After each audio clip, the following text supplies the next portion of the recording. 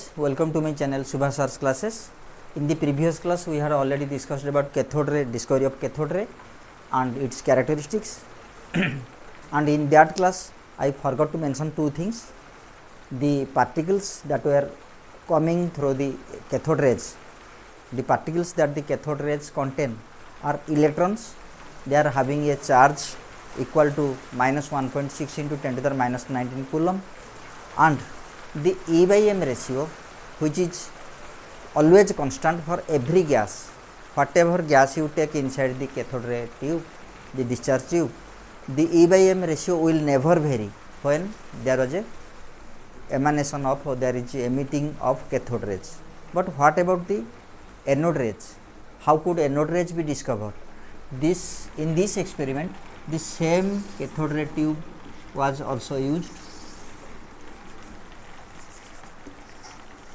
The same kind of tube was used with a vacuum facility pump, and there were also cathodes and anodes,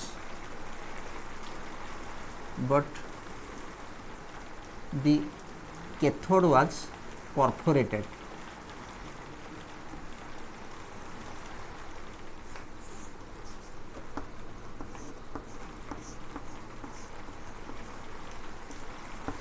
The cathode was a perforated one. Perforated means having holes, tiny holes.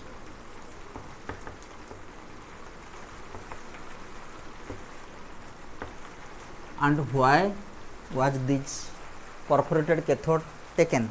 Because to allow the anode rays, whether there are also rays emerging from the plus side, that was to be found. The cathode rays emanated from cathode towards anode. So if under the same condition, can there be another ray coming from the positive side? That was the curiosity in the scientists. So they used a perforated cathode. Actually their imagination came true. There was an emerging of ray through these holes, and it was passing through those holes.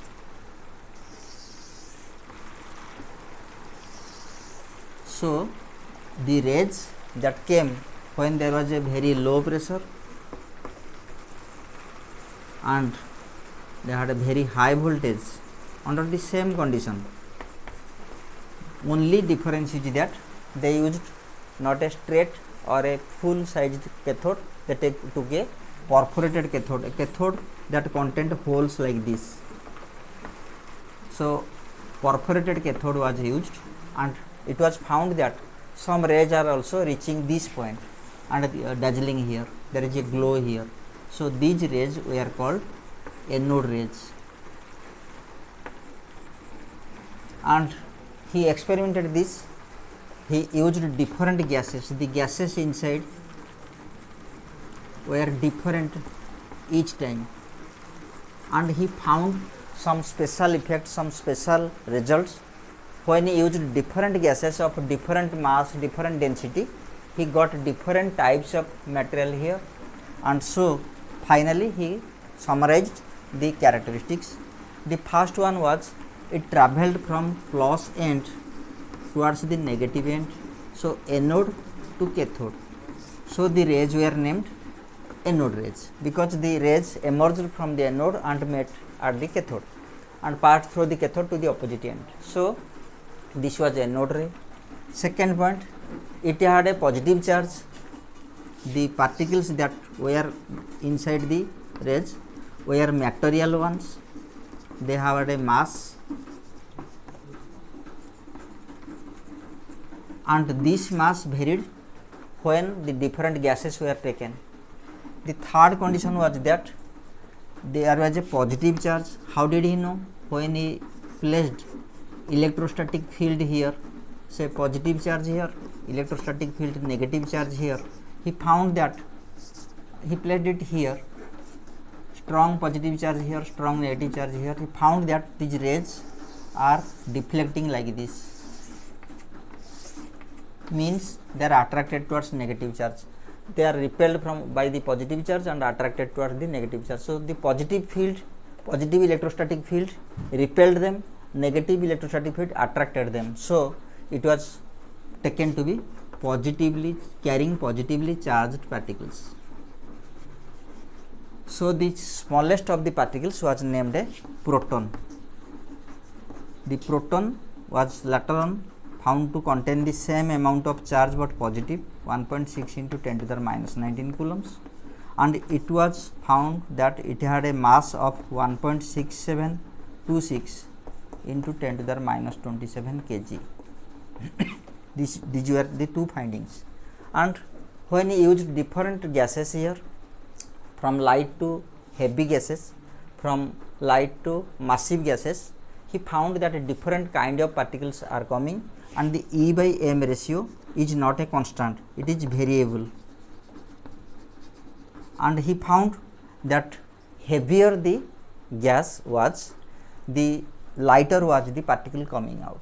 So E by M ratio is small when heavy gases were used, heavier gases were used, and when he used lighter gases like hydrogen,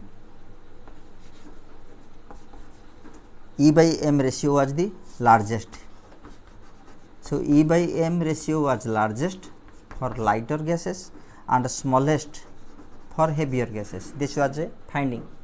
And this gas, when a metal was placed in front, it gave heating effect. So there was a heating effect like cathode ray. And what were the other findings? This ray could penetrate metal sheets like aluminum foils, they can penetrate, so high penetrating effect. And when these anode rays were allowed to pass through different gases, then they ionized it, so ionizing power was there.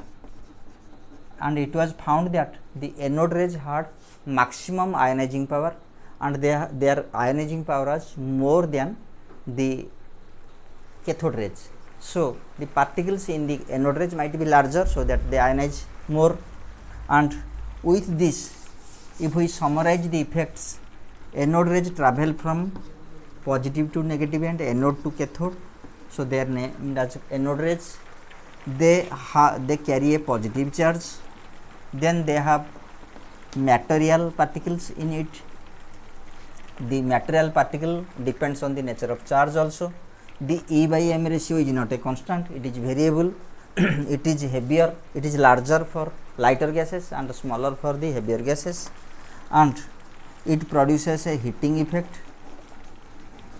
It also is deflected through electrostatic field. It comes closer towards the negative charge and away from the positive charge. It has a penetrating effect, and it has an ionizing effect, ionizing power, and it is also affected by the magnetic field. So these were the findings, and this makes the characteristics of anode rays. And anode rays carry two different particles. They may carry protons, which are 1h1. They may carry alpha particles, which are double the protons, and they are named so because they resemble the helium atom. And these alpha particles are heavier particles, so using anode rays you can have bombardment reactions, nuclear reactions, which you will study in the atomic nuclei chapter of 12th class. And today's job is over. We have already studied anode rays and have your comment. You can also contact me, you can also see my blogs, and you can use my website www.studylearnexplore.ccc.com. In this website you have link to all my blogs. all my study materials which is completely free of cost. So enter the website, just fill the subscribe form, subscription form, join, and you will get through all my study materials free of cost. So thanks for watching. Bye.